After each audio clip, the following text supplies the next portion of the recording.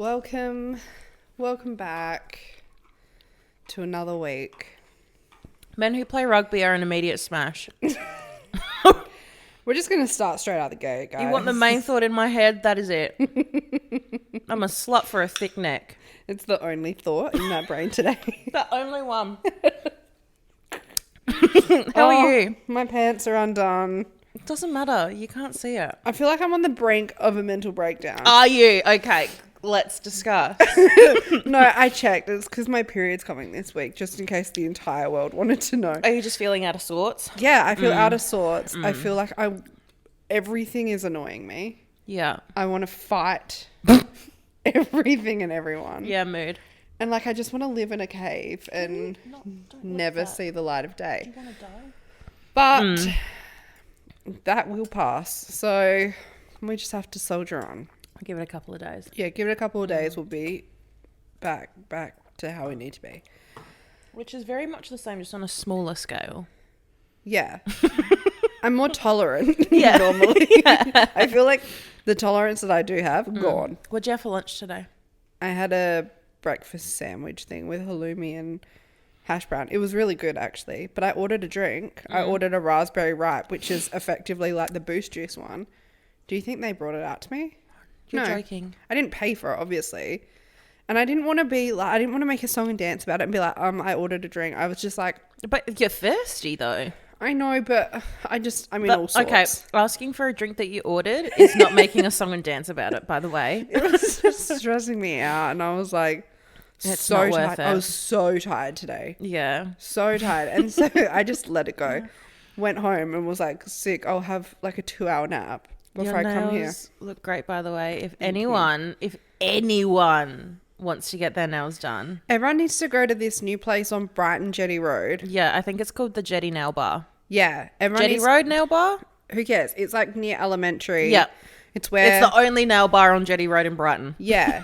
Everyone needs to go because it's brand new. They were so lovely. So fucking nice. They put so much love and care into my nails, which cannot be said for the place that I used to go to in Marion. And so affordable as well. Yeah. Like decent pricing and like such a nice and clean... Yeah.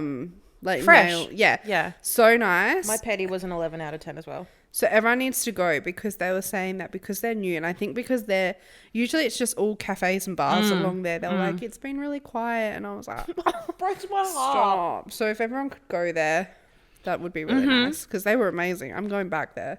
I'm not even kidding. Next time we go, I'm going to get us a microphone from McW and we're going to do our own karaoke. I thought you were going to say we could do like a mic'd up thing. I was like, we have a microphone. Yeah, went to have a nap this afternoon.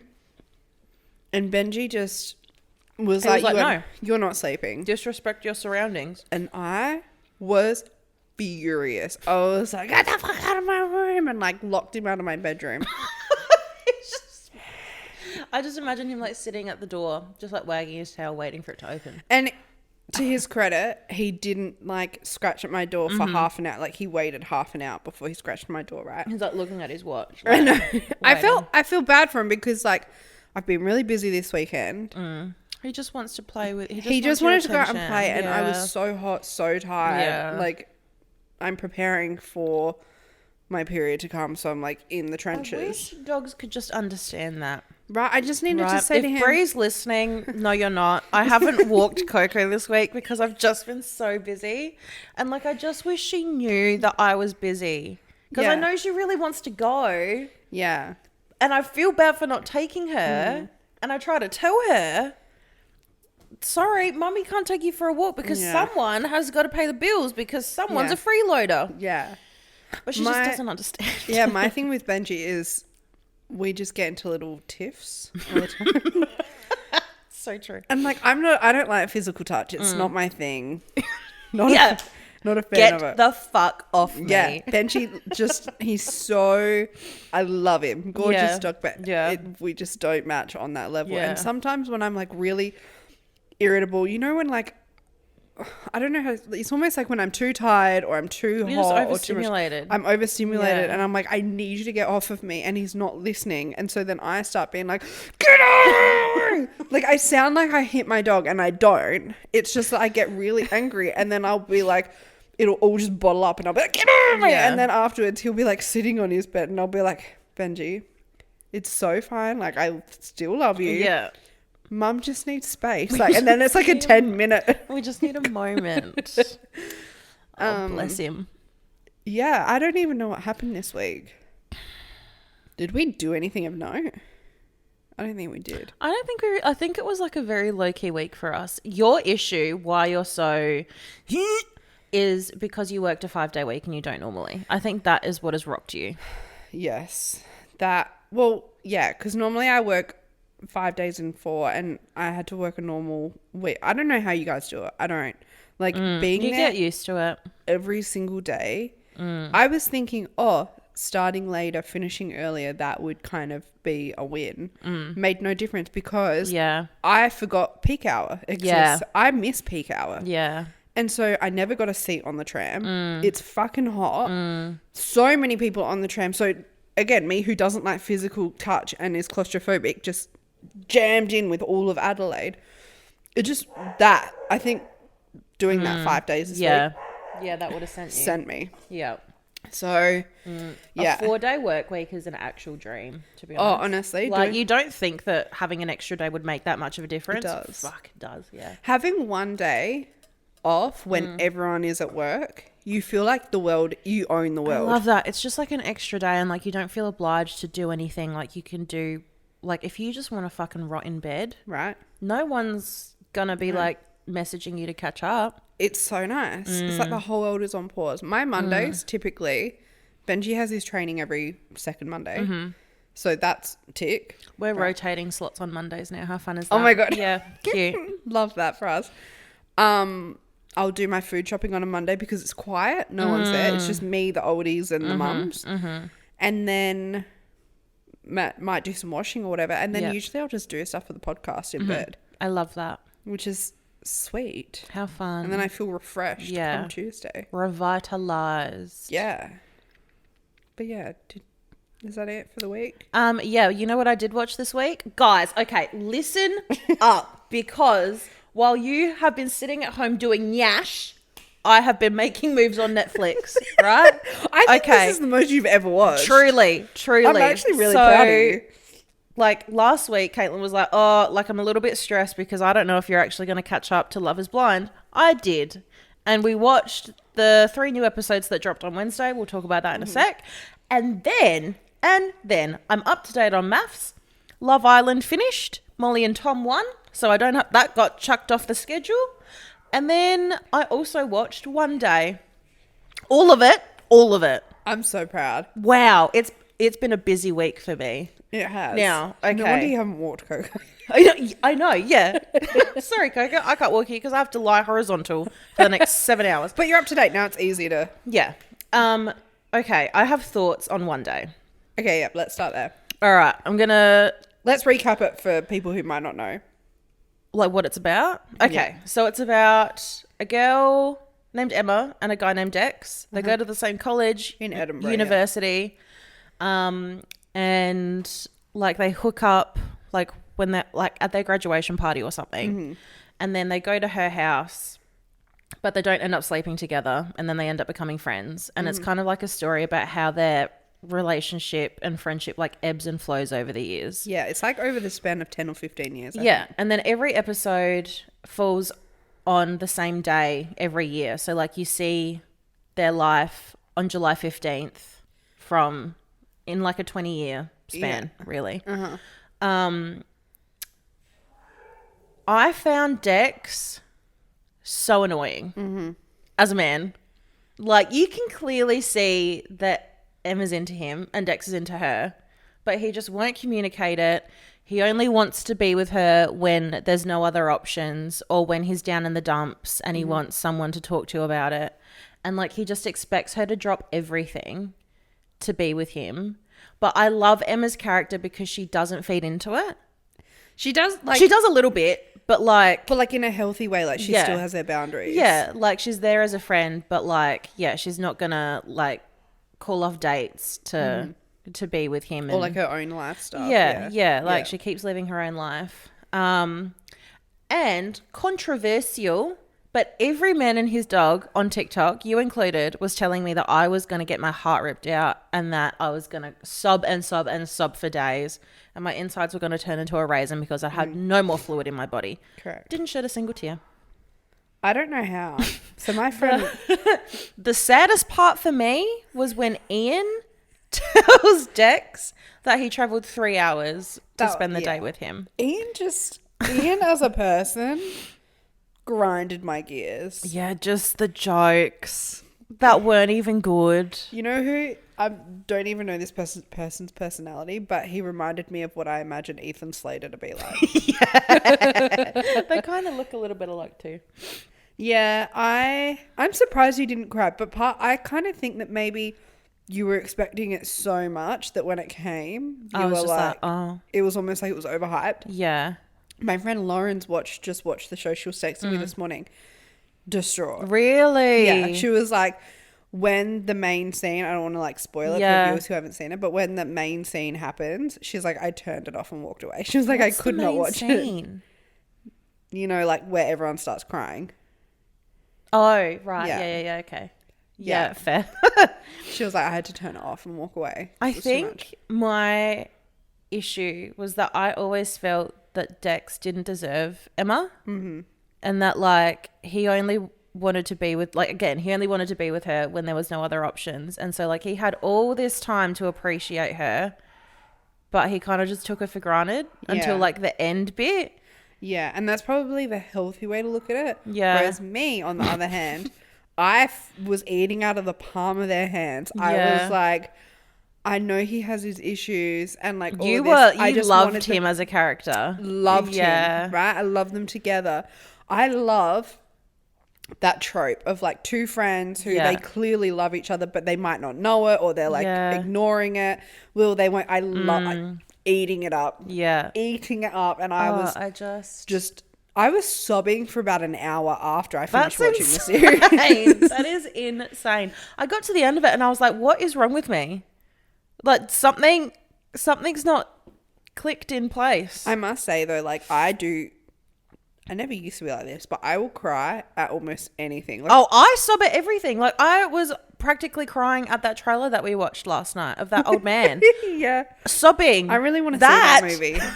That is fucking sad. Yeah. So I can still cry, but I just didn't cry at this. Yeah. It was a really good show though. Like if you haven't seen it, 110% watch it. It's a sweet story and like the actors in it are unbelievable. Yeah. I've seen a lot of people on TikTok as well, kind of, they're saying how they're maybe like watching episode 1 or they're a few episodes in and they're like, oh, it's so slow and it's so boring. That's what it's meant to be though. It's meant to be a slow burn of just watching two people evolve individually but also as a relationship. It's not meant to be like a fucking Marvel movie. I loved when they finally got together though. That was really, really cute. That was really sweet. Yeah. But yeah, no, didn't sob. Love is Blind. Okay, so everyone strap in because there is so much to say about this. And like I've been going like back and forth internally about this. We kind of in one hand want to tread lightly on this because this season has been so chaotic and almost every cast member who's like in couples has received so much hate this week off of the back of these episodes. And like hate that's like just not necessary. And like I've watched season 5, so last season, and this season. So I haven't watched seasons 1 to 4, but I feel like what has developed since it's aired has just been so much more carnage compared to any of the other seasons. The off-screen drama has been like insane, and people have been receiving like a whole new level of hate. So we just want to keep that in mind. We're also very mindful of the fact that like we don't see everything. Things are going to get cut, whatever. Things are edited and like, you know. Yeah, but in saying that, we're not going to call shit for what it is. Like we are going to call shit for what it is. Like we're not going to not do that. We're not personally attacking these people. We're just calling out what we saw. Exactly. Like it's nothing personal. Yeah. It's just we saw it on TV. This is our take. We're talking about it. Yeah. Okay, so episode 7 to 9 dropped. Yeah. Let's start with, so you've got the couples. Yeah. And they're leaving the honeymoon and they're going into real life. Where I want to start is, why the fuck do all the houses look like some Tim Burton cult in North Carolina? What is that? Yeah. Why is no one talking about that? Why do they look exactly the same? It All of them. honestly looks like Don't Worry Darling. Yeah. It's so creepy. Yeah. That wigged me out. Jarring. Okay, now back to the real stuff. Let's start with Kenneth and Brittany.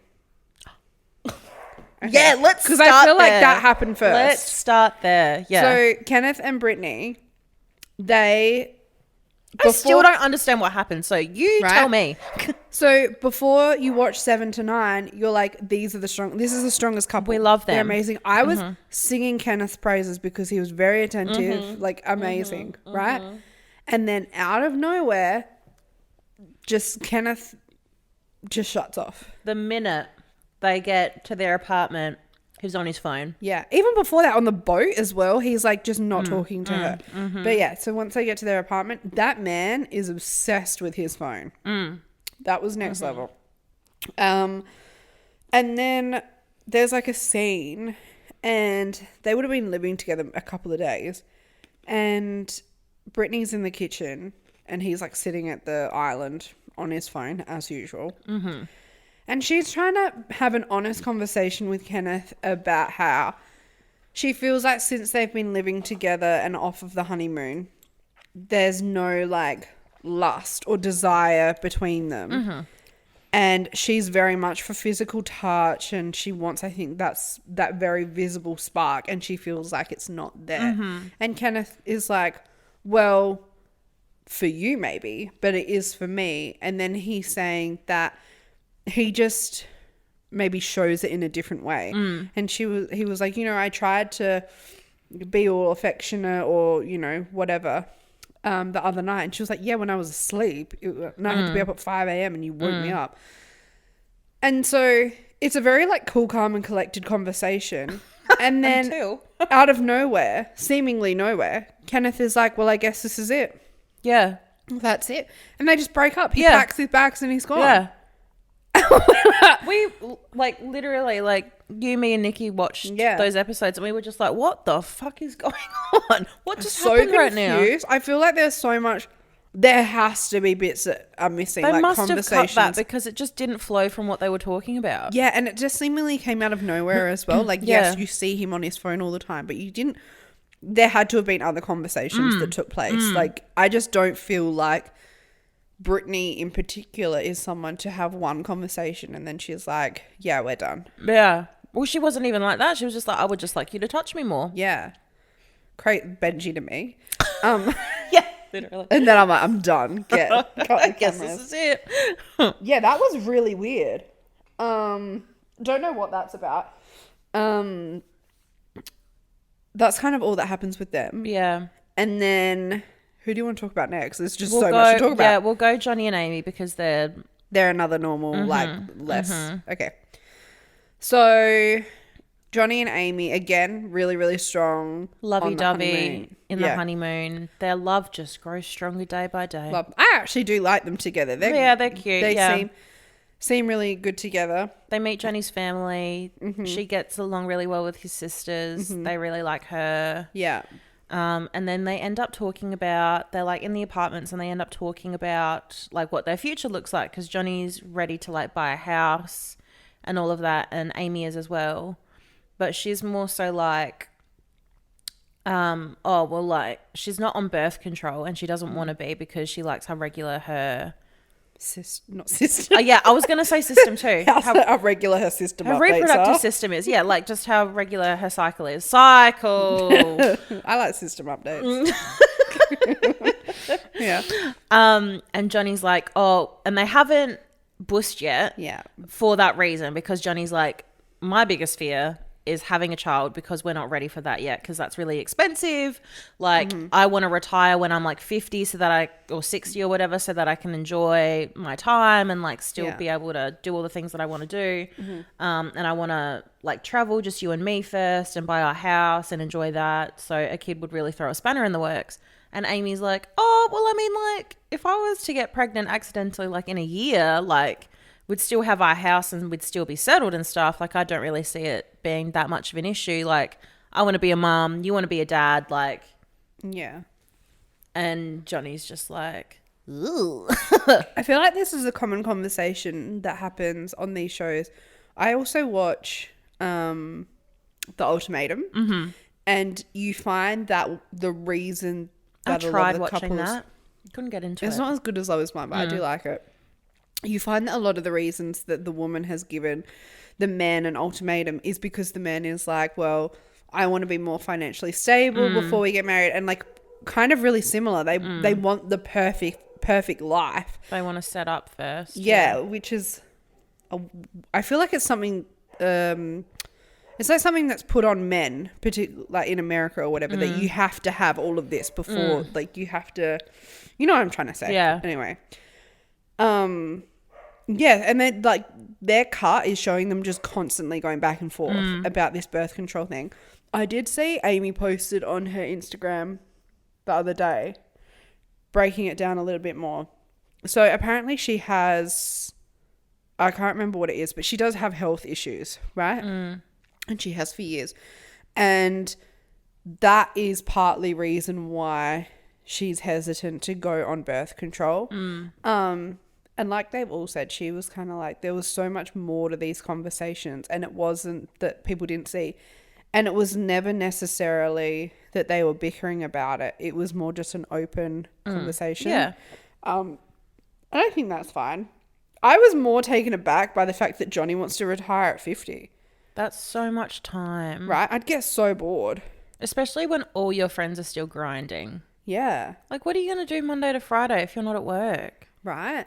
Like, don't get me wrong. I would love to not be at work, but I think not actually being at work forever. At least being able to work without caring about it. Yeah. Like, not being at work at all would drive me insane. And so he was saying that he wanted to live a really frugal lifestyle so that he could do that. Yeah. I couldn't be with someone like that. No. I don't want No. someone who's going to be shit with money, but like Yeah. I am, but One of us needs to be responsible, but also not that responsible. But I'm also not going to just sit in my house and stare at a corner for And 50 years. Eat tuna and corn for every meal. I won't make it to 50 because I will off myself if that's the life we're living. Okay. I couldn't do it. But again, like that's their only drama. Yeah. And then we've got AD and I was going to say Chad Clay. He is a Chad. Clay is so funny. He just goes on a tangent and he just rolls with it. He doesn't shut up. But like in a night, like bless his souls, but he's so exhausting to watch. Just a loop, just a constant loop of the same thing. It's like when you're like trying to write a report but you can't get to the word count and you're just you're just recycling old material constantly. That's Clay. Oh, it's like someone asks him like what does he want for dinner, and before you know it, he's like back as a child, like trauma dumping his whole life story. It's crazy. Truly. And then there's a scene where they're still on the honeymoon and they're out for lunch and he orders soup. So random. And he's like drinking the soup out of the bowl. Slurping. That was, and just his face, like he's actually quite funny to watch, but I just know that I would be socially exhausted hanging out with him. Right. Because he talks so much. The biggest thing that people have picked on with him and AD is that at one point, Clay is going on about his biggest fear is like he thinks that cheating is hereditary. Yeah. And so his dad has a history of cheating. And so he's convinced that he's going to cheat. And that like society has like set him up to cheat because like it's seen everywhere and everyone does it. Which is so wild. Like, what? Yeah. But you know what? I'm torn because that's not the fucking craziest thing to happen this season. No, it's not. It's actually very normal in the grand scheme of things. Like, I'm thinking about it. I'm like, that's not that jarring to me because of everything else that's happening. Part of me thinks, I'm not convinced that Clay is a douchebag, right? No, not yet. Not yet. And I have been proven wrong. Part of me thinks that he's very sweet and he just, like almost like me, doesn't really know how to communicate like things properly. Yeah. And is probably making a bigger deal out of things. Like, he's trying to do the right thing by, you know, communicating a lot and sharing his thoughts and his feelings and, like... How do we get to my eyeball? Just want to scratch my eye. And, like, you know, he wants to do the right thing by 18 and he doesn't want to let her down, but it's like, dude, cheating is not hereditary. You can chill. And then, like, he was talking about... They were having a dinner with Clay's mum, and Adie was talking about how she wants to spend more time with him because since he's been back at work, they haven't had as much quality time together. Mm-hmm. And he was saying, oh, well, like, it's really hard when I, like, work's like an hour and a half away. Like, I might as well just stay there because then, like, early in the morning, I've got to get the boat ready. I've got to get the jet skis out. And me and Caitlin are like... Yeah, what do you do for work? Because, like... Are you hiring? Oh, God. What? Entrepreneurial venture. Right. You making, my dude. Yeah. And his mum's name's Margarita. I love that. I love that. That's my favorite One margarita but yeah, they're fine at the moment. Yeah. A lot of people have said that, you know how in the first bank of episodes when they have that drinks night and AD's talking to Kenneth and they're talking about, like, the things that he needs to consider dating a white woman. Yeah. Right? Yeah. Raising black kids as a white woman. Yeah. I thought that was a great conversation. Yeah. I thought that was I thought so too. Something that they probably should have had. Anyway, a lot of people are speculating that was the moment that Kenneth checked out with Brittany. And it made him go... Interesting. Points have been made. Yeah, points have been made. Yeah. Oh my God, look at the hair. Damn. So then who do we have left? We've got Jimmy and Chelsea and we've got Jeremy and Laura. Where do you want to go? Take your absolute pick. Let's go Chelsea and Jimmy. Yeah, Let's save the best for last. Yeah. Okay. So Chelsea and Jimmy is just the gift that keeps on giving. Okay. So 1 minute, they're great.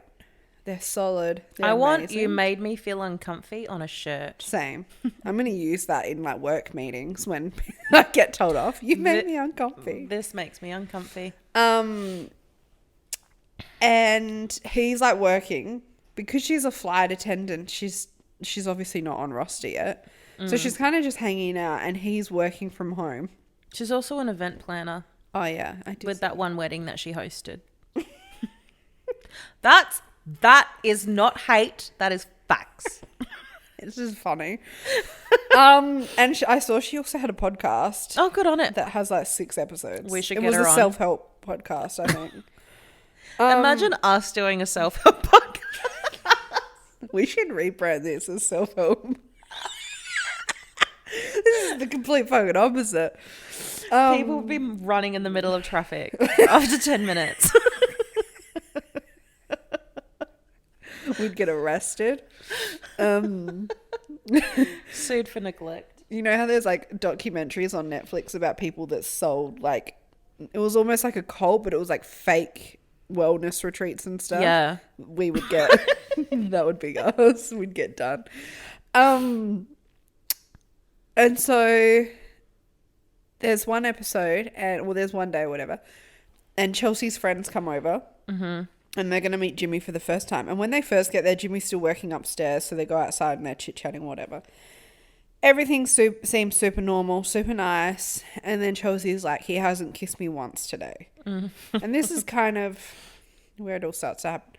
Then like he comes downstairs and he's like chatting with the friends and it seems it's all going fine, but I've also noticed that there will be moments where Chelsea just completely airs their dirty laundry or like in public conversations. And she did it at the drinks thing with the AD comment about her being stacked. She just brings up some weird stuff. She brings up like Jessica and how like she didn't think she was going to get picked and how Jessica's stunning and and then how Jimmy like followed her on Instagram or whatever. I'm pretty sure she brought that up. Did she not? I think Laura brings it up. I'm getting confused. So am I actually.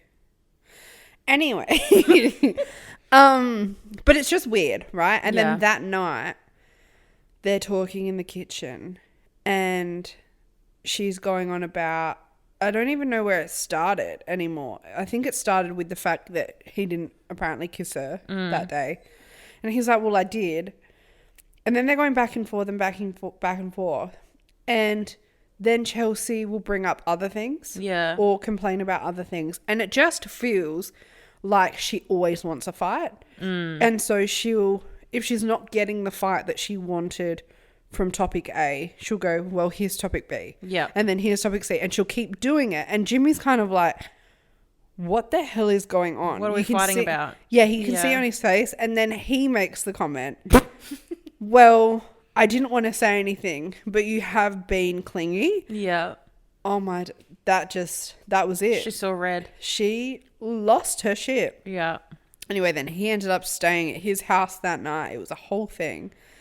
But then he says that he calls her clingy, and then they have like a little tiff about it. And then he goes, well, actually, you were the one that wanted to have sex with me today. Yeah. Insinuating that he didn't want to sleep with her. And that just is really icing on the cake. To be fair, if someone said that to me, I would climb onto the roof of my apartment building. And I would jump, arms spread, so face first onto the pavement. humble. I'd be like, I would actually move countries. Like just actually diving. Like the diving. I would go into witness protection. Like that would. I'd fake my own death. That is one of the many things that would just do it for me. Like that, I wouldn't cope. And then for that to be aired on international TV. No. I'd be having a Britney Spears 2007 moment with an umbrella on his car, like just losing my mind. Oh man, way to kick a girl while she's down. You know what I mean? Like, damn. That hurt. That really hurt. And then they make up the next day. Yeah, she's fine with it. But then they go and they meet Jimmy's friends, his two best friends, who are women. They've been best friends of his for 2 years. Now, thoughts on this, please? Do you think guys and girls can platonically stay friends? I do. You reckon? You don't think that at one point one of them's going to catch feelings? Yes. I think like you can get past it, but I think eventually one of you is going to... Okay, this is my thoughts, right? I feel like if I was dating someone and they were like, hey, this is one of my best friends. It's a female. I've known her for 10 years. 10 years is different. Or like childhood best friend, known her since she was 3. I would even take 5 years. Yeah. 2? And for them to be your only best friends? Hand on heart, and OGs will know this, I have loaned books for longer than that. Like, yeah. And like, why are they your top 2 only friends? I feel like it wouldn't have been so jarring if he had like guy friends there as well. But to have only 2 females there. That's what rocks me. Having only known them for 2 years. Yeah. I would be uncomfortable with that. That's a bit of a red flag for me. Not the fact that they're women, but like the fact that your best friends are people that you've known for 600 days. I'm trying to think, and the only male friend, like close male friends. I have none. Do I? Mark would be you can call Mark a your friend. Dad. I have none. Okay, I need more guy friends. Do you though? No. You're not missing. No, men are boring. So my no only, offense. now Not that I all think men. about it, my only Tom from Pilates. Yes, Tom's would a be. friend. But you're not inviting Tom somewhere by himself. It's No, like no, we're not. Sarzy, No, yeah. It's Sarzy and Tom. Yeah. Like, but we love Tom. We love you Tom so much. But we're not hanging out with you individually because no. Sarzy will, like, and rightfully so, burn us to a crisp, right? And I would burn myself to a crisp for that. Yeah. My only male friend is Manuel, and I've known him as like almost as long as I've known you. Yeah. Right. Now that I think about it, I don't have any other guy friends that I would just hang out with. How do you acquire one of those? Like I have guy friends from guy. I have male friends from like over the years, but I'm not hanging out with them. I don't even talk to them. It's more like I bump into you on a night out and I'm like, Yeah. what's going on? How do you acquire ones that you hang out with? I feel like it's easier when you're younger. How do you make friends as a late 20? Full stop. As a late 20-year-old. Okay, no, you do this really easily. You just don't even realize it. Women only though. But that's fine. Yeah, that is absolutely fine. But that's like my point. Like, how do you do that? But for men, I feel like if we met a guy that was worth being friends with, okay, we would be friends with them. new Every man that we meet is a weasel. we find out Is a weasel very quickly Yes, that they're a true, weasel, and yeah. we're like, don't come near us. So true. Okay, new experiment. We need to find. First one to get a new guy friend wins. Yeah, first one to find And a then you have decent. to bring them on the pod. Yeah, interview them, vet them. Yeah. Yeah. We need. So- Yeah. Okay. How do we do that though? We're going to have to leave the house, and that's not part of... That's out of budget, actually. That's actually not part of our quarter 2 strategy of I've, 2024. I've cut the numbers and it's not. It's not feasible. No, it's fiscally irresponsible. Correct. Perhaps we Anyway, there's no men listening to this. I was just going to do a pitch, but there's no point. It's not worth it. They don't listen anyway. Like literally to anyone. Yeah, so that was a bit jarring. And then Chelsea's openly talking about her sex life with Jimmy to his female friends. Yeah, that's weird. And they're weighing in a way that they probably shouldn't be weighing in. And it was just, I would feel very uncomfortable. I think Chelsea did a great job of like meeting new people for the first time, being very nice, being very like... everyone there loved it. Like everyone was getting involved. Like the girls liked her, she liked the girls. Yeah. And like, I feel like if I was in that situation, I would be anxious as all fuck. Yeah. I'm not good at meeting new people. Like, I am very shy and reserved and like very quiet and one word responses. And it's not because I don't like the people or whatever. It's just, I don't like small talk. Small talk.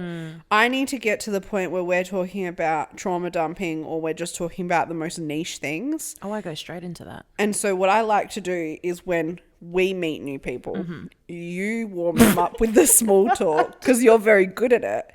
And then I'm the first act. and then I really come in once it's warmed up. Yeah, like I felt like you'd met Sarcy first. You warmed her up and then I came in and was but like... you know when to slot in though. Like, and I it's was very like, natural. How do you feel about it? Imagine there being two of us. Hi, I'm Caitlin. You thought Danika was fun? Let me ruin it. Ding dong. Literally. Yes. So, but do you know what is crazy? They're not even the worst part of Love is Blind. Like, somehow Jimmy doesn't look like the worst guy. No. Okay. So now we're really getting into the juicy shit, guys. So, as you may remember, I have pledged my love And allegiance. for a white man named Jeremy. Okay? I still love this man. Okay. Do you? I mean, look. How red can the flag get? It's another experiment. I'm anything if not committed. Okay? So true. Nothing if not committed. I am anything. I am all things. Except for committed. Like Jeremy. Some white man's rushing to get that printed on a t-shirt. Okay. So him and Laura seemingly are fine, right? Yep. He meets her family. Yep. And kind of similar to Chelsea, I feel like Laura is bringing up a lot of personal stuff between them to the family. Yeah. It's just something that I wouldn't do, which is what I find jarring about There are it. some things that like certain people don't need to know. Right? Particularly when you're meeting them for the first time. Yeah. So Jeremy gets a text message from Sarah Ann, who is the other girl that he was talking to in the pods and got really close Runner with, up. right? Runner up. Yeah. Right? He gets a message from her in the pods basically being like, hey, hope you're well. If you're having second thoughts, hit Here me I up. am. Yeah. Right? He Love Hearts reacts to the message and leaves it on red, right? And immediately shows Laura and is like, look at this, thinking he's doing the right thing. Laura brings it up to her family at their first meeting, which it's just weird. Yeah. Right? Anyway, I just wouldn't do it. Turns out Laura's gut instinct is better than anyone else in this world. So the final scene of episode 9 had my jaw on the floor. Right. Literally. So let me just pull this forward so everyone can really hear what I'm about to say. So they're sitting on a couch and she confronts Jeremy. And he looks... Jeremy has his glasses on and his trucker hat on. First red flag, okay? Don't be wearing sunglasses in the house. Ray Charles, what are you doing here? Right? Like, okay, Stevie Wonder. Anyway, Where's so he'd the been... piano? He's about to ballad his way out of this one. So he'd been out the night before and he's saying how... He went out with some of the guys from the pods. Yes. Yep. Right? And Laura's like, you got home at 6 a.m. Why the fuck did you get home at 6 a.m.? The bars close at 2. No text, no call to her. Yeah, nothing. Radio silence. Yeah. And he's like, okay, so we went out, we were at this place. Then we decided that we were going to go to this place afterwards. And one of the guys says to me, hey, Sarah Ann's going to be there. Just heads up. And Jeremy's like, well, I thought about going home, but then I was like, I'm not going to let someone else stop me from doing what I want to do, which Fair enough. Get that. So he goes to this place where Sarah Ann is. Sarah Ann comes up to him and was like, hey, whatever, gives him a hug, but it's seemingly off. So he says to Laura, he was like, I didn't want to let it fester, so I felt like I had to go and speak to her to just address it, right? Again. Let it become gangrene. Let it fester. But at this, like, I'm not even worried at this point, right? And then Laura's like, so what, you were talking to her until 5 a.m.? And this is where I cross my arms and I'm bunkered in, right? So Jeremy's like, well, I shared my location with you as reassurance and we were just talking and we were just talking in the car, in the parking lot of this bar until 5 a.m. Okay. And Laura... The strength this woman has, she's all cool, calm and collected. And she's like, what could you possibly have to talk about until 5 a.m.? Like, why are you hanging out in a parking lot? And she's also like, I don't want to be with someone or engage to someone where I have to be checking your location. Like, that doesn't give me assurance. Yeah. She was like, I was asleep. Why should I have to be awake checking your location? That's crazy. Yeah. And she's kind of just waiting, kind of seeing what hole he digs himself. And then he literally walks over to the shed, gets his nicest shovel and just starts. Yeah. Yeah. He said, that earth looks awfully warm and cozy. So then she hits him with, I checked your location at 5 a.m. And you were not in the parking lot. And he was like, well, it was the alleyway. And she was like, no, you were in such and such suburb, which is where Sarah Ann lives. When I've got goosebumps right now. That was Oscar award winning. She handled that like an absolute fucking weapon. That was like so iconic. Truly. She wasn't emotional. She was just stating facts. But even beyond, I just, and the whole internet loves this, how she let him dig his own grave to see what he would say. And then she hit him with this is what I actually know. This is the proof. Yeah. Here's the receipts. Yeah. That moment, that was when I like really grew respect for Laura. And I was like, I'm obsessed with you. You're my hero. Truly. We need statues made for you. Now, this is hard for a lover of Jeremy to see on TV. And yeah, look, if he did go to Sarah Ann's.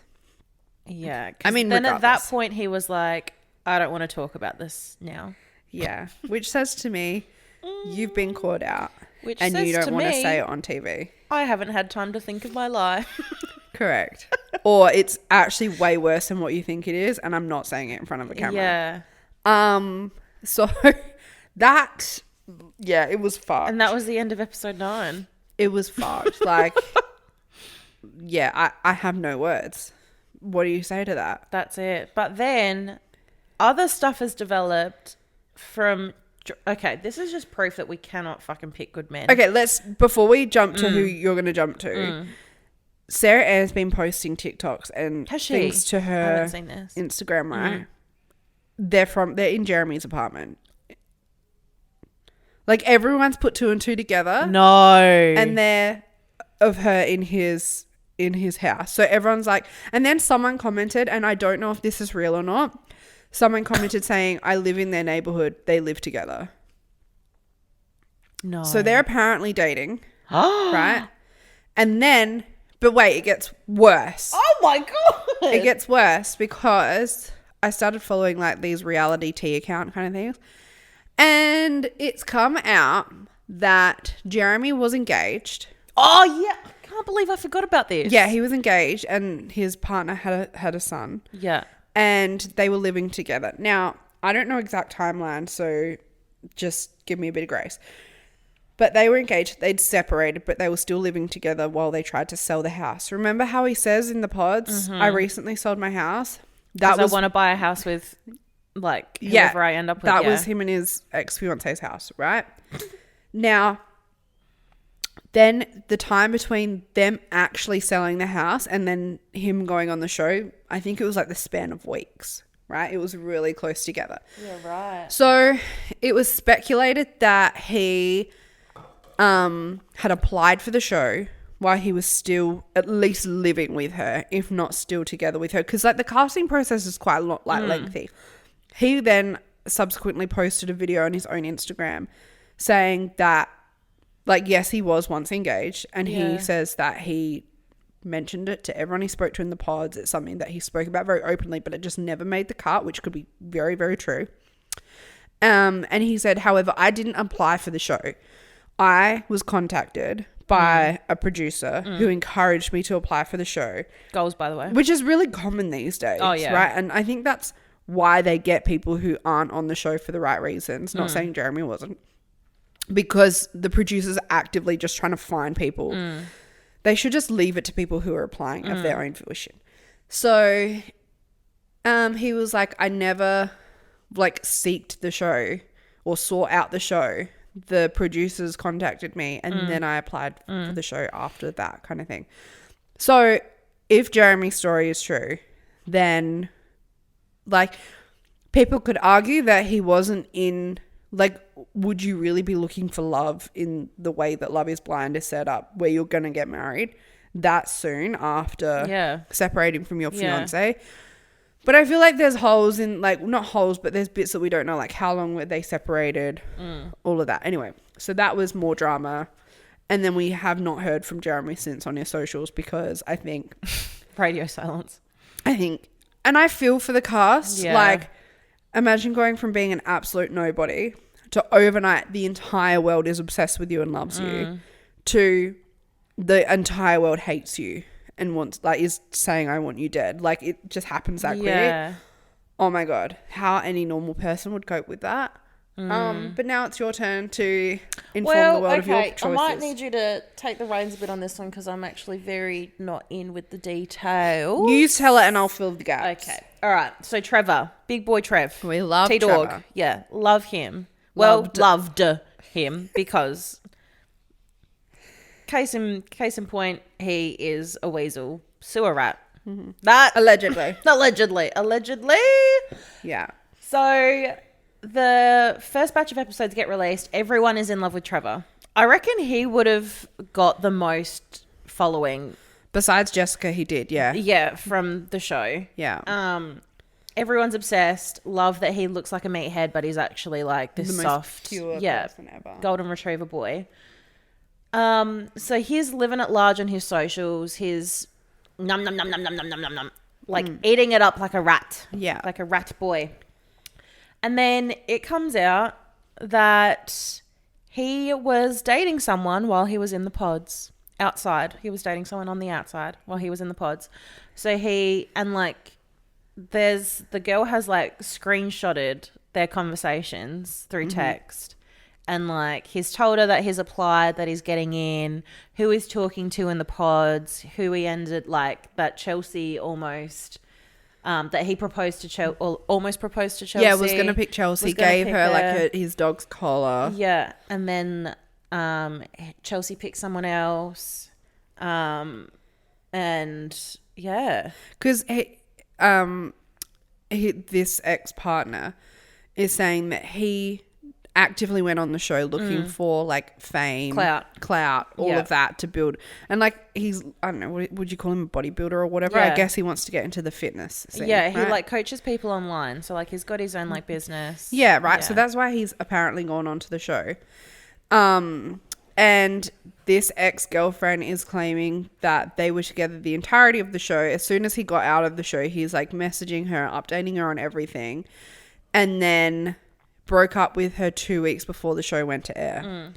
And just like wouldn't answer her calls, anything like that. Some people are speculating that the messages could be fake because they filmed last year, right? Yeah.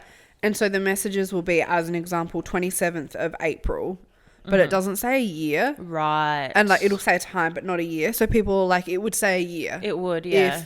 So some people like that's something that's really easy to manipulate, but then she's clapped back because another guy that was on the show, but I don't think he gets shown a lot because there's so many people on the show that don't get shown. Yeah. I think his name's like Vonnie or Vinny or something. He like publicly comes out and is like, this person's like talking shit, right? Because he's friends with Trevor. Yeah.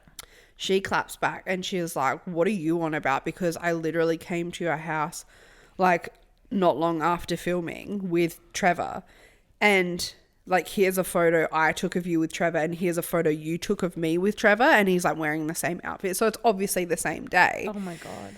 So she's like, what are you on about, kind of thing. So I believe her. Yeah.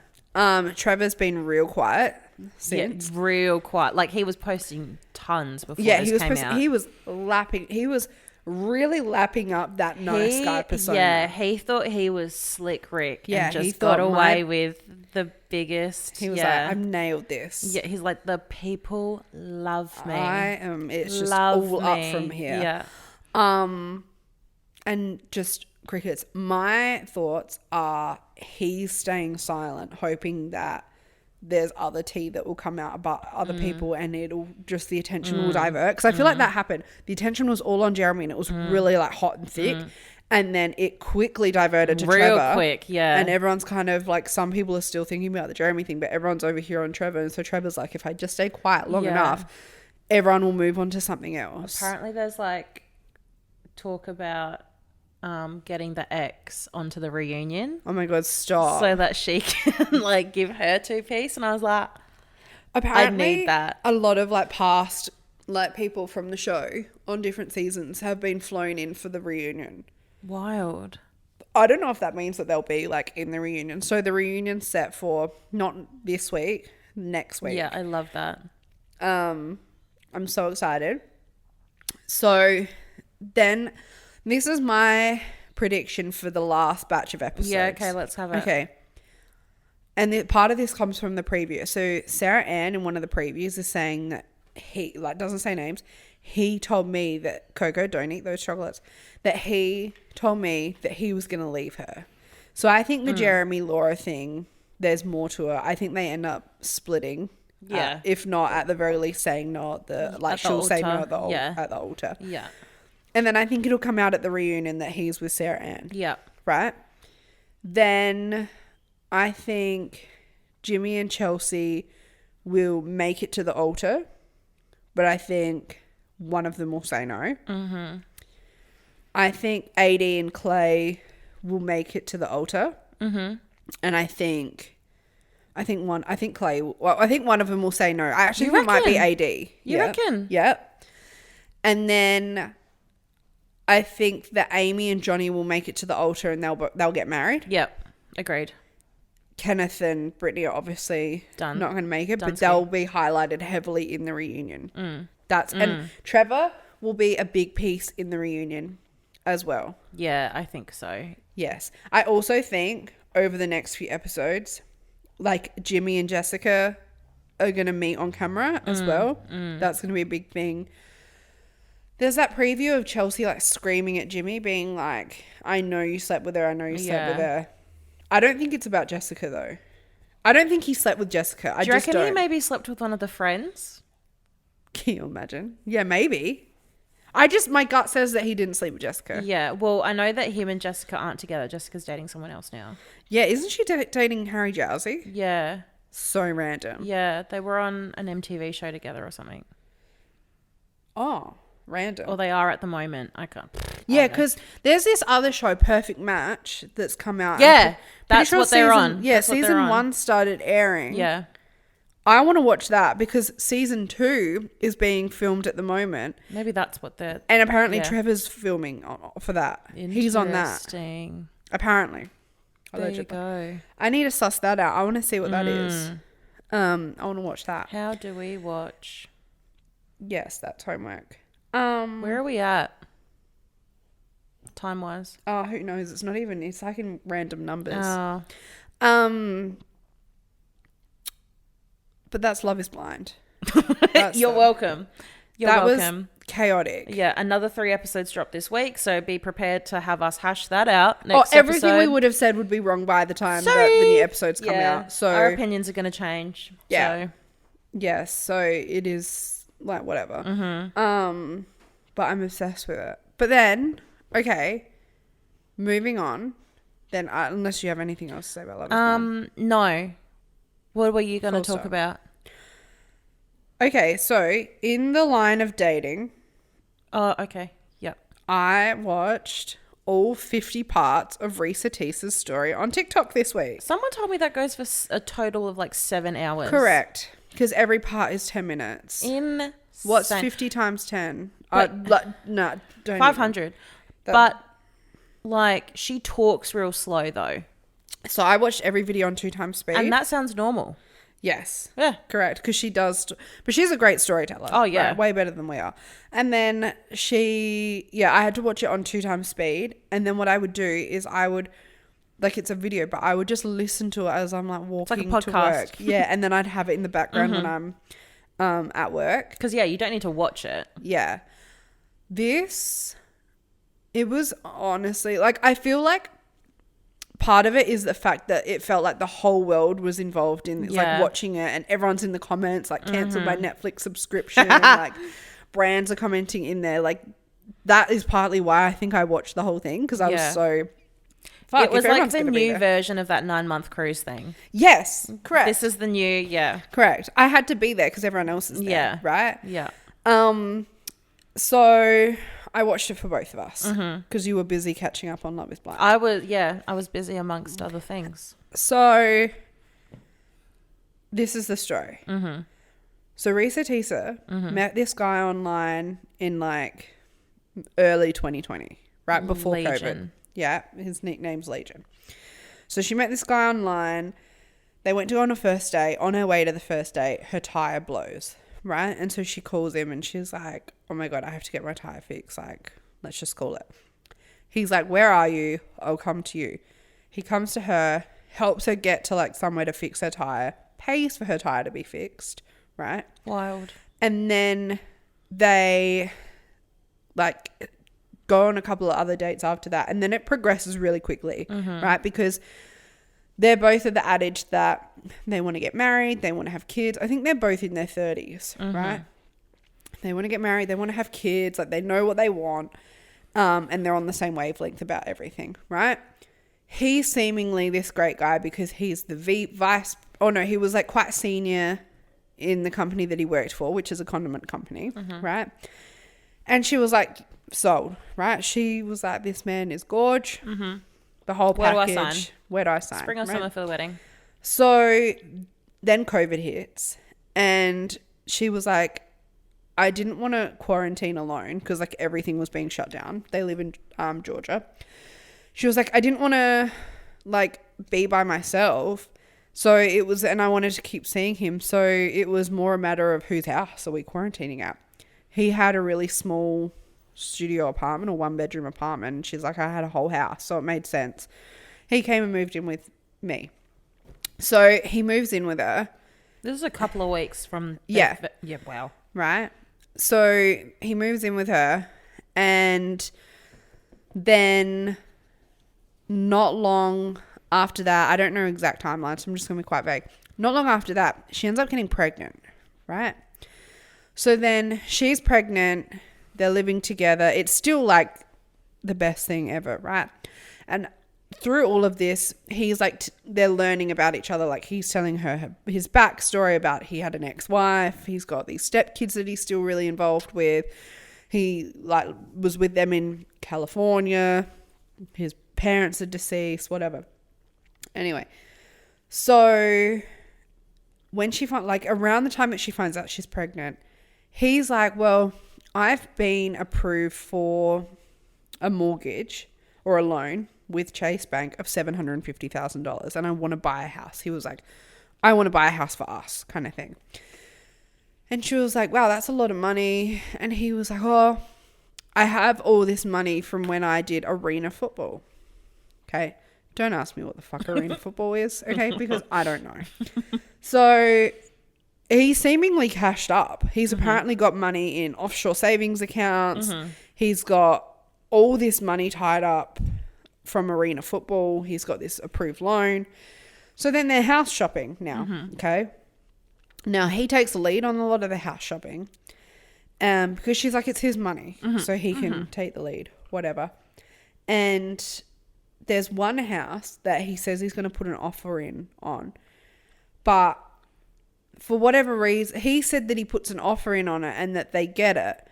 But then she finds out that they don't get it. Right. And she's like, what's good? Like, I can't remember the details. Anyway, turns out he wasn't dealing with the proper landlord. He wanted to go through his friend. He wanted to give the work to his friend who's a landlord, right? But she hadn't ever met this friend. So anyway, they ended up not getting the house, and it was something to do with the landlord, I think. Right. Anyway, so then they keep shopping for houses. She ends up having a miscarriage. Right? Oh no. So she has a miscarriage, but they keep looking for houses. And there's always some reason why the deal doesn't go through, right? So there's one house where he's like, I'll pay for it in cash. I don't want to do the loan. I can pay for it in cash because I have all this money from when I did arena football. And she's like, okay. The realtor's like, the sellers are interested in your offer, but we need to see proof of funds before we accept your offer. And he's like, well, I'm not giving proof of funds until you accept my offer. They go back and forth, back and forth, back and forth. So? And ReesaTeesa is like, I don't understand why you can't just show them proof of funds. Like, it's not that big of a deal. He's like, no. Anyway, they lose that house as well, right? The realtor ends up, their real estate agent is like, I can't work with you guys anymore. Like, something's going on. I can't work with you guys. Anyway, so she's like, I don't want to look at houses anymore. Like, let's just put it on hold. There's no rush. He's then decided that he gets a promotion. So now he's vice president of a condiment company. And he's decided that work are going to give him a work car, company car. And they've said, your budget's 90 grand. You go to a dealership, pick the car that you want, and then we'll pay, like, we'll do the wire, right? They pick a car, and it's like a BMW or an Audi or something like that. And they're like with the salesperson, they're doing all the paperwork. He rings work. The finance people at work. They're like, oh, the person that does the wire transfer isn't in. They've gone home for the day. So he's like, oh, I'll have to come back another day. They leave with no car, right? Then he decides that he wants to buy her a car, right? So he takes her on all these other weekends looking at BMWs, right? And so she's got her heart set on like this specific BMW, like convinced that he's going to buy this car. For whatever reason, it keeps falling through, right? And she's just thinking to herself, damn, there's always something, right? There's just always something that's getting in the way. Like, she's just frustrated, but she's like, whatever. It is what it is. They end up getting married in January of 2021. Yeah. Okay. Not long after that, she's like, I reckon we were good for 2 weeks, 3 weeks. And then after that, it's like something switched in him, right? And she was like, I reckon we were good for 2 weeks, 3 weeks. And then after that, it's like something switched in him, right? And there's going to be heaps of stuff that I missed because she was so detailed in everything. Like, I can't believe it. But she starts noticing little things. And then she catches on his phone that he'd been talking to other women, right? So she calls him out on it and he's like, let's get couples therapy, right? So then they start going to couples therapy. And it's like with a pastor and his wife. And they're like a bit sus about the whole thing. And one of their recommendations is like, show each other your bank accounts kind of thing, because that was a sticking point. So he'll show her these 2 savings accounts that he has, but he won't show her the ones that apparently have all this big money, the ones that were going to pay for the house, right? And then they start working with this other real estate agent named Amber once they start looking for houses again. And something happened with that house. And she's like, she rings, maybe this was the one with the proof of funds one. And she rings ReesaTeesa and she's like, I don't understand, like something, I don't understand why he won't, like, it's just a normal process. Yeah. Oh no, that's right. They'd gone to look at houses with Amber, but before they'd even started looking for houses, she had requested proof of funds before they'd even started looking for houses, right? So, and he wouldn't give it to her. And so she's ringing ReesaTeesa being like, something's up, like it just doesn't make sense. And so between that and the pastor and his wife, like it's, and like the few little lies that he's been caught out on, she's starting to like question things. Anyway, over the course of like however many months from here, like she catches him out on other things. She ends up digging up his, like the paperwork from his divorce, right? And then ends up getting the contact details for his ex-wife, calls her, right? And this was like a real pivotal moment. She calls the ex-wife and she's like, the ex-wife is like, if you're calling me, I know it's bad. I know it's gotten bad. And she was like, everything he says to you is a lie. Like not a single thing out of his mouth is true, right? So ReesaTeesa's asking her questions like to verify whether it's true or not. Things like he claimed that this woman's daughter died because of COVID, right? Recently. So she's like, how's your daughter? And the ex-wife is like, what are you talking about? My daughter's fine. So lied about that. In the early days, and this comes out like later, but in the early days, lied that his grandma died because of COVID at the start of COVID, right? She actually died in 2008, right? Well, claims to have been on the phone with all these family members who are dead, right?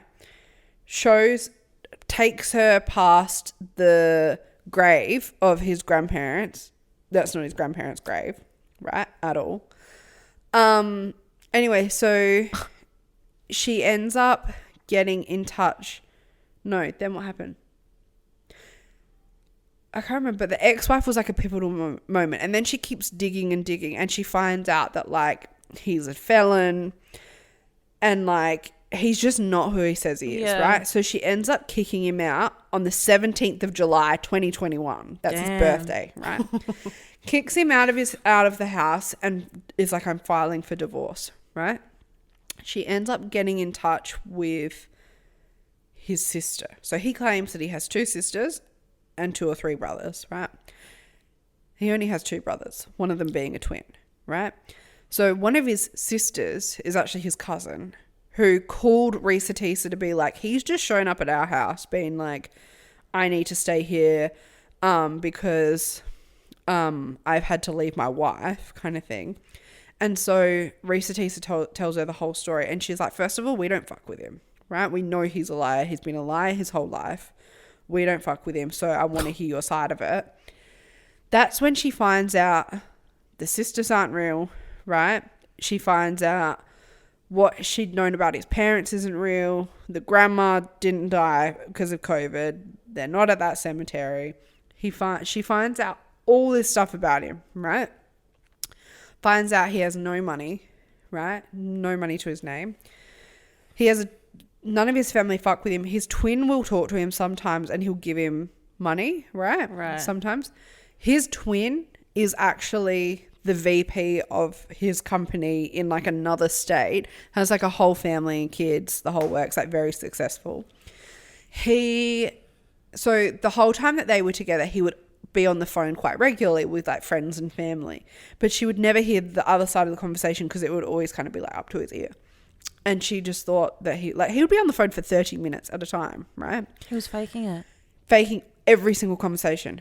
Like, not talking to anyone. No, not talking like, to anyone. Blank phone. Blank phone, right? One-sided. Because, for example, he apparently called this brother, like one of his brothers, every single day. This brother does not speak to him and has not spoken to him in years, right? And she ends up speaking to him directly, and he's like, yeah, I would never answer his phone calls. Apparently speaks to his uncle all the time. Mm-hmm. This dude's dead, has been for years, right?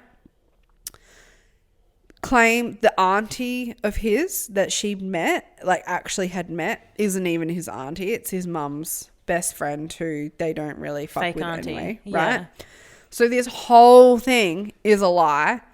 Finds out that he's never lived in California, right?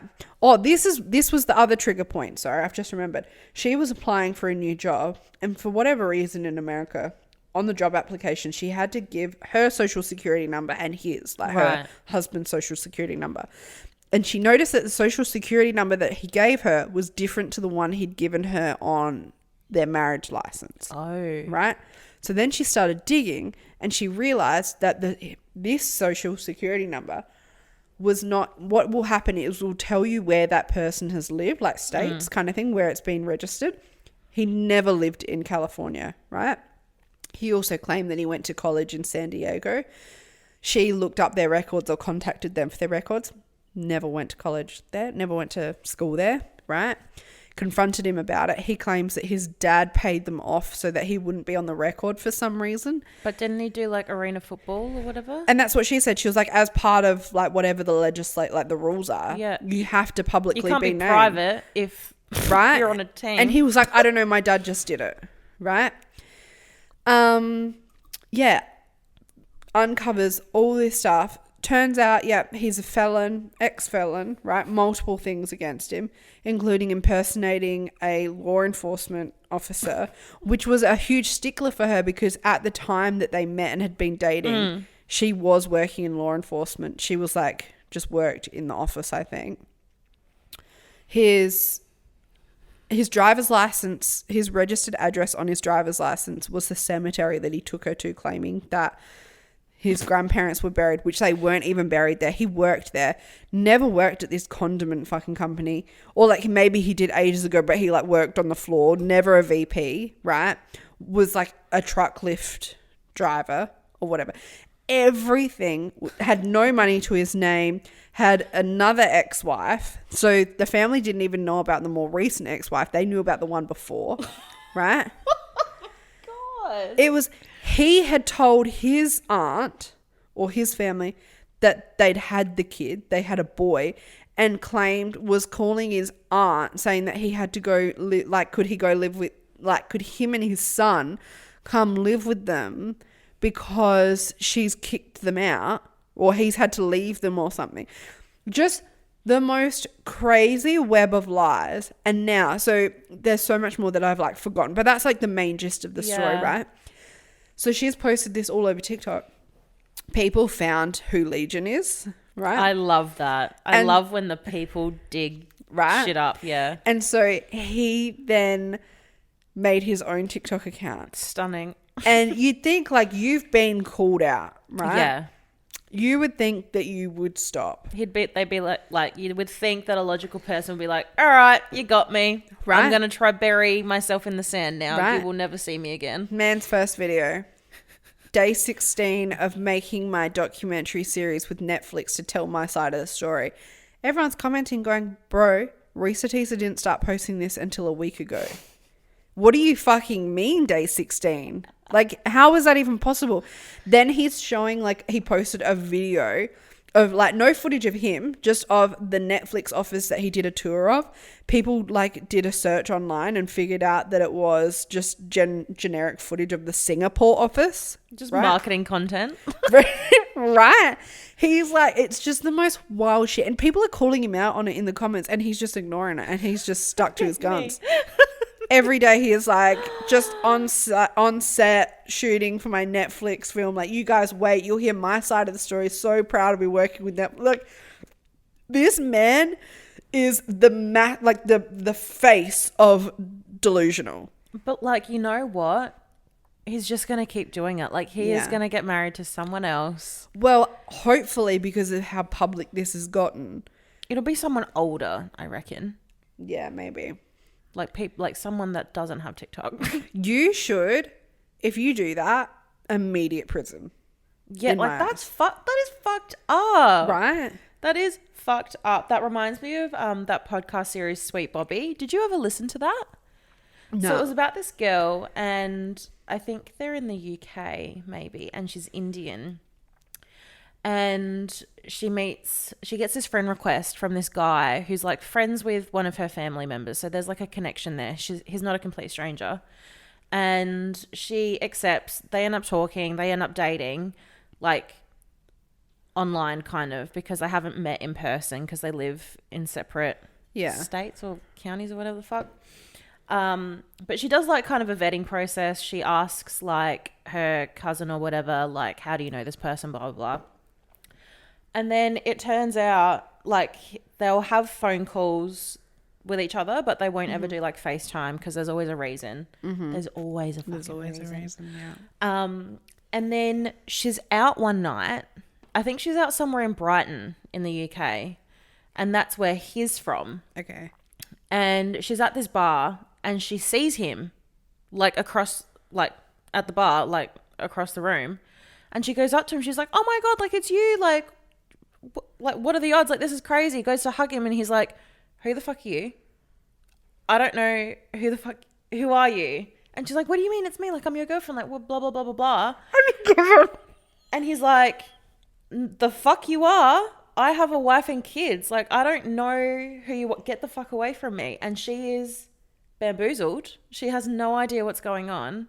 And anyway, all this shit goes down. Turns out that her cousin stole the identity of this guy, made a Facebook profile, and then made a profile of all of his family members and friends, because all of his family and friends would like message her and contact her and be like, oh, it's so good that like Bobby's settling down, blah, blah, blah, like all of this stuff. It'll be so great to meet you and whatever. And like, she'd be friends with all of them and like have chats with them. Like, she would like talk to his sister when like he was in a bad mood or whatever to get reassurance. And like, it was just this cousin this whole time. Who has the time? What the hell? Yeah, it's such a good podcast. Like, you should listen. It's, immediate jail. It's a fucking bananas, but yeah, it's crazy. And like the guy at Brighton, he had no idea that his identity was stolen. Dude, if I was that girl and I've just gone up to who I think is my boyfriend and he says that to me, add that to my list of reasons why I would off myself. Like, witness protection program immediately. I'd be Googling how to get into witness protection. Literally. That's nuts. But like, also, how are you dating someone that you've never even been on FaceTime with? Yeah. It's not right. But like, she's like, oh, like, you know, we just had this strong connection. And anyway. Okay, but me with Harry Styles. That's bananas. That's 7 fucked. hour story. I just don't understand how people have the time and how they can keep up with the lies. Well, he can't clearly, but like... But he did such a good job. He never forgot. Enough to have three women on separate occasions. Yeah, he never dropped the ball on his lies. He was always just feeding into it, kind of thing. Insane. And this man loved to print out. He always had a printout of everything. Oh, I love that. Loved it. Everyone was love like, a binder. Every time she'd like mention a new printout, people in the comments would be like, "Yes, new printouts!" Oh my days. Yep, crazy, right? This episode is really just about men being weasels. Yes, that's the common theme of all of our stories today. Yeah, this is the least chaotic episode from our end, at least. Because it's got a theme. Got a theme. Let's end quickly on, we went to the movies last night and we went and saw The Zone of Interest, which is like this huge award-winning movie. Yeah, it's up for an Academy or a couple maybe. Yeah, like it's huge at the moment, right? So we went to go see it. We took my parents. It's to go very see much it. like an SBS film. Right. So SBS in that it's artsy and there's subtitles. right. Well, here's the thing, right? My thing for 2024 is not watching trailers because that ruins it for me. The trailer for this didn't give anything away though. Right. It really didn't. So one of the ladies at work knew quite a bit about this movie. And so she told me it's all about the audio. It's like a real audio movie. And she told me the ins and outs. So it follows the guy who was the commander of Auschwitz. So Rudolf he oversaw Hoss. Yeah, Auschwitz. Hoss. And it focuses on him and his family living next to Auschwitz. His wife's name is Hedwig. Correct. Do you reckon? Don't anymore. Say it. It's just not anymore. Say it. I was going to say, do you think J.K. Rowling knew that and that's where she got the name for Hedwig? Who's to say? But No, Hedwig's nice. The owl. She's not. The lady. Well, I mean, J.K. Rowling's got weird views on things. So true. So you're like watching their family live their daily life, and it's like this beautiful house, like huge property, like they live this luxurious life. It's great. They literally share a wall with Auschwitz. Yeah. And so you can see like you never go into Auschwitz and you never see anything in Auschwitz, but you can see like the rooftops sometimes. You can see the chimneys in the background with the smoke coming out. Yeah. And you can hear Everything that's happening in Auschwitz. So it's meant to be really jarring and like this and it juxtaposition between like this beautiful lifestyle of people who, I don't know, like they're potentially going to have to move away somewhere else and she like loses her mind. She's like, I'm not leaving this. Yeah. She's like, I love it here. I'm not leaving here. Versus you can also hear people dying in the background. And it's supposed to be really unsettling and jarring and uncomfortable. But the whole thing's in German. Yeah. So it's subtitles. Yeah. My parents didn't know that going into this, right? My mum doesn't really watch anything that isn't a rom-com, right? So we tell them that as we're sitting down. And that's unsettling enough for them. Then the movie starts and it's a blank black screen for 10 minutes roughly. I don't know. It felt like 10 minutes with just weird music. And my dad is dead ass sitting there. We're back row, looking up at the projector. Yeah, he thinks something's wrong with the film. They're like, is this thing on? Like, is he was film rolling? I don't understand. Ready to speak to the manager to be like, what is going on? He's about to restart the projector. Right. In short, my parents hated the movie. Yeah, and I've lost picking movie rights. I really liked it, but I like it for what it is, and I went in knowing what it was going to be. Yeah, I feel bad because partially my fault because I drew your attention to it. I was like, the Dry 2's out, but so is this movie. We needed to see the Dry 2. Yeah. Coco, cut it out, dude. And it's very much up your World War II history era alley. No. Coco, stop. Down, please.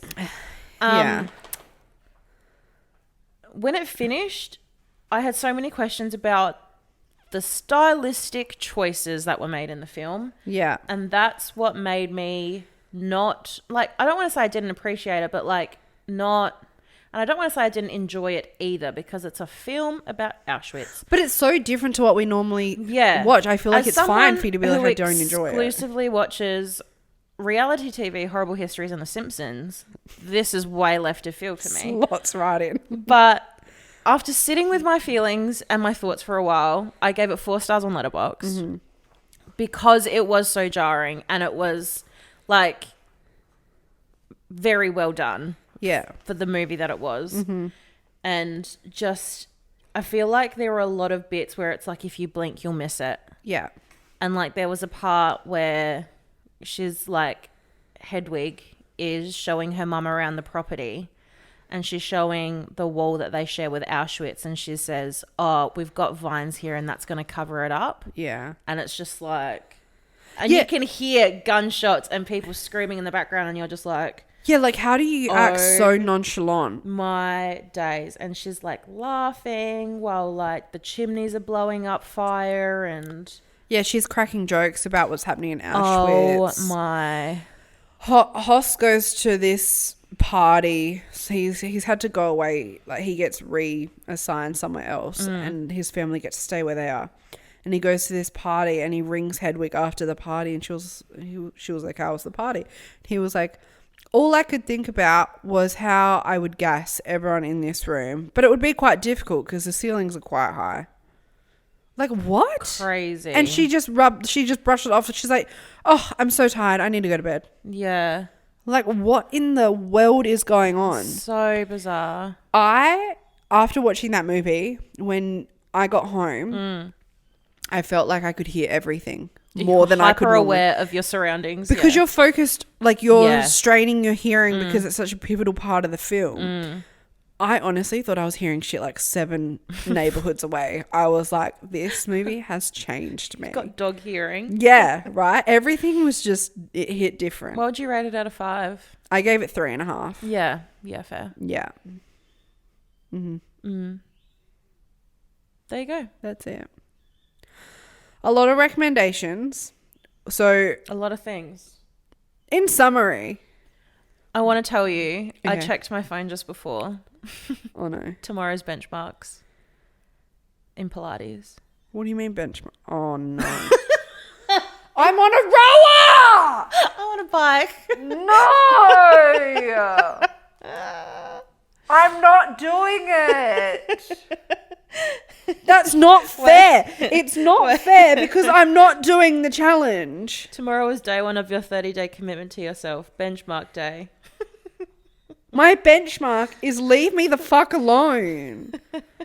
Nah, that's just pissed me off. And what's the bet? Tomorrow's the day that my period comes. Yeah, probably. If I get my period tomorrow, I'm cancelling. I'm not going. No. I am not doing it on a rower. There might be, like, but some might pop up, though. They better find me a bike. Oh, well, I feel like this has been a really long episode. There's a bike free. Change it right now. We have to, okay, guys, episode ends. Love you, bye.